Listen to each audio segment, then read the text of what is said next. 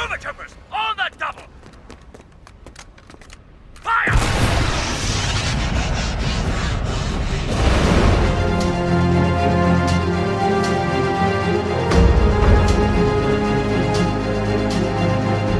Hi, this is Todd from the Scoundrels Cantina, and welcome to another video.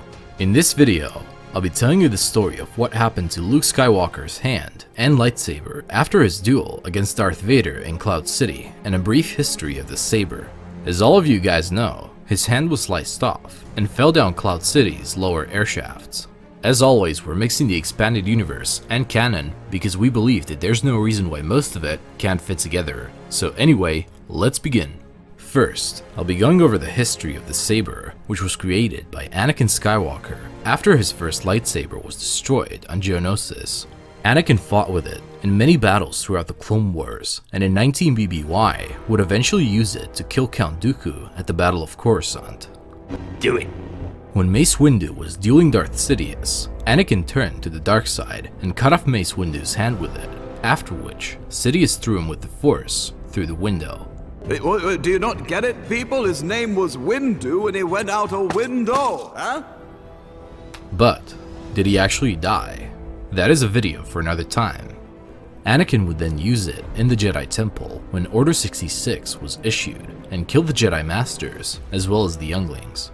His next mission was to eliminate the Separatists on Mustafar, which he did, after which Obi-Wan arrived and the two former friends fiercely fought each other. In the end, Obi-Wan had the high ground, which really works by the way, and cut off Anakin's legs and arm off. He then took his lightsaber and went into hiding on Tatooine. For the next 19 years, the lightsaber was kept by Obi-Wan Kenobi until he presented it to Luke Skywalker, the hidden son of Anakin. Obi-Wan briefly trained with him on board the Millennium Falcon, and after his death on the Death Star, Luke Skywalker began to teach himself how to wield the weapon. He would eventually fight against Darth Vader in a weapons factory where Vader, aka Anakin, recognized his old weapon. Luke would also use it to fend off some Tusken Raiders, as well as Boba Fett.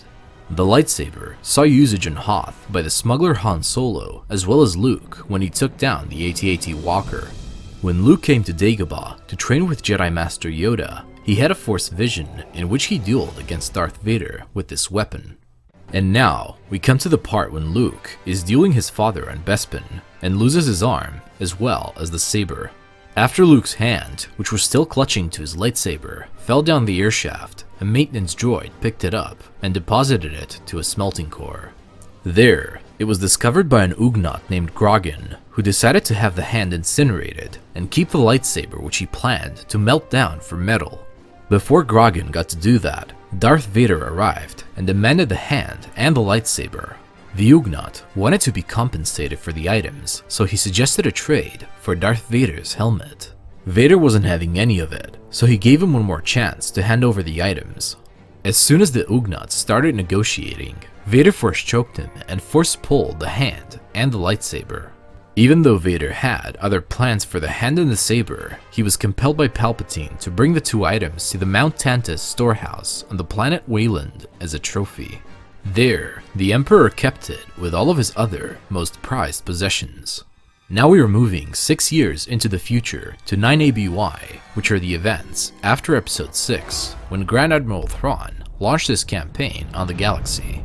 Thrawn used Mount Tantus's resources for himself, like the personal cloning facility. He was accompanied with the Dark Jedi Joruus C'baoth, who was a clone of a Jedi that lived before the Clone Wars. Luke's hand was then secretly used by Joruus C'baoth to create a clone of Luke Skywalker, who he would then name Luke with an extra U to the name. Luke's clone was grown in less than a month due to the fact that the facility was full of the Force-resistant Solamiri, which cut off the connection to the Force, enabling him to grow rapidly. Luke's clone was then trained by Joruus C'baoth in the Jedi arts, and was also handed Luke's, aka Anakin's, old lightsaber. When Skywalker and Mara Jade arrived, leading a New Republic strike team to destroy the cloning tanks of Wayland, Luke was forced to fight his own clone, which was being controlled by C'baoth. During the duel, Luke's clone had the advantage due to the fact that Skywalker was shocked at what he just saw, and Mara Jade was incapacitated with Joruus's Force Lightning. Joruus C'baoth wanted the victor between the two to become his new apprentice. In the end, Mara Jade stabbed the clone with Leia's lightsaber, thus killing him.